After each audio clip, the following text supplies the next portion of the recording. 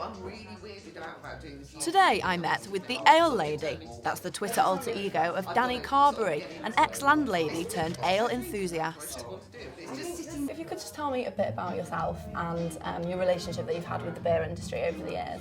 I started my relationship with beer way back in my late teens. All other teenagers I used to drink ridiculous drinks because you like experimenting when you're a kid, and then you automatically fall into what your mum, or I've got older siblings, my older sisters used to drink, so you go to wine because that's what they drank, or martini and tonic, that kind of thing.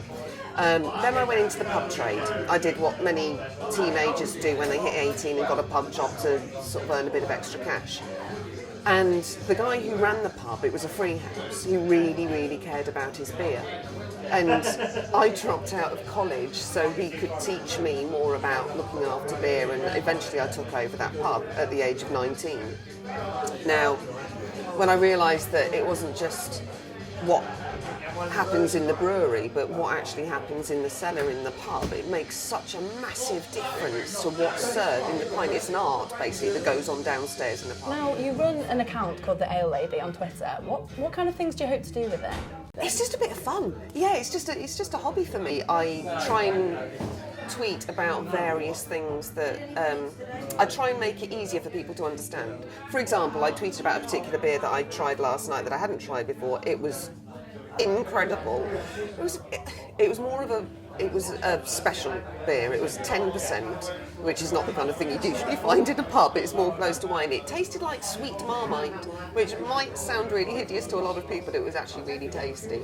So I would put that kind of description rather than doing something overcomplicated. And that's the great thing about Twitter, because it restricts you. So you do have to be concise about your reviews and the beers, and hopefully people will see it, realise I'm a normal woman who actually enjoys beer. So when you were in the industry as a landlady, did you find you encountered any sexism in your pub? Yeah, absolutely. I was seen, and the female bar staff was seen, as part of the draw. Bearing in mind I was 19, 20 and 21 when I was running it. I had bar staff around the same age, or younger as me. In fact, at one point I had all female bar staff. And that was a real pull. Men had come in for it. There were some attractive young women behind the bar, and they did make salacious comments. Now, sometimes you just bite your tongue because you think, I'm running a business, that's absolutely fine, I need to make the money, and we did make a lot of money, it was great. But sometimes it did go a step too far. And then they got a surprise, because all the women I employed, including myself, had balls, and they had no bones about kicking somebody out, and I told them, I gave them carte blanche, you can kick somebody out, and if they were scared to, I would come and do it. I'd even picked up a guy by his leather jacket before and threw him out the door. Okay, he wasn't a huge guy, I'm not claiming to be a kung fu expert, but I did do it. I took his pint off him, picked him up and just went, get out. Do you mind me asking what he did?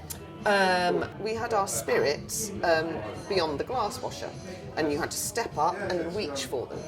And my boobs pressed against the glass washer when I so they sort of squished and created a cleavage and a bit of bulge. And he kept asking me to do it again and again and again. And he kept ordering those drinks and then saying, I didn't really want one of those, I just want a pint, I just want to see your tits. So I just said, get out. Get out, we're all friends in here. And I did say, I remember when I mentioned the word equal, I got called a feminist once. It wasn't by him, it was actually by a local who used to spend a lot of money. And I'd never considered myself a feminist, but I suppose we all are, really.